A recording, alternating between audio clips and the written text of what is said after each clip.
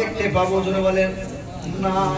তিনি চলে গেলেন, তিনার কাজ কাম মিটিয়ে আবার ওই পথ দিয়ে ফিরে আসছেন। সংক্ষেপে বলছি বাবজি, এবার আসার পথে দেখছে কি, আসার সময় দেখছে যে ওই কবরের মধ্যে যে লোকটা চিৎকার করছিল, আগুনের আযাবের মধ্যে আপনার পড়েছিল, সেই লোকটা দেখে তার কবরটা জান্নাতের টুকরা বেড়ে গেছে, আরামের সঙ্গে সিংহাসনে বসে আছে, কোন রকমের তার টেনশন নাই।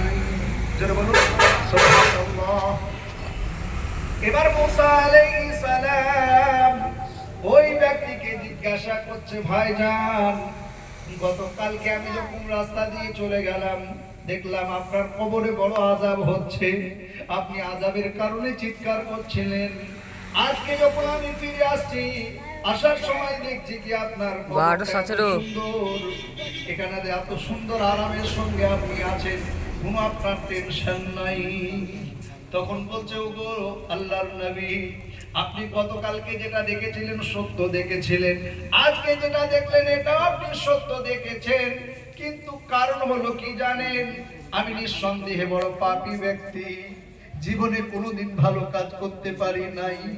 মৃত্যুর সময়, মরণের সময় বিছানায় যখন আমি পড়েছিলাম, তখন আমার বিবিকে বলেছিলাম, বিবি রে, জীবনে তো কোনো ভালো কাজ করতে পারলাম না, আল্লাহ রাব্বুল আলামিনের কাছে আমাকে যেতে হবে, আল্লাহর সামনে আমাকে দাঁড়াতে হবে, জীবনের হিসাবটা আমাকে আল্লাহর কাছে বুঝিয়ে দিতে হবে।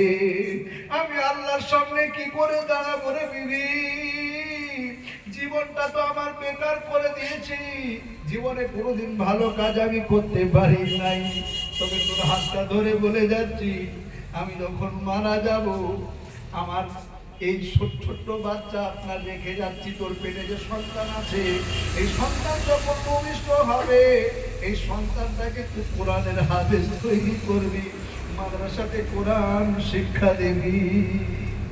হুজুর গতকালকে পর্যন্ত আমার বাচ্চাটা ছোট ছিল, আজকে দেখছেন আপনি, আজকে আমার ছেলের প্রথম সবক, আমার বিবি এবং আমার ছেলেটা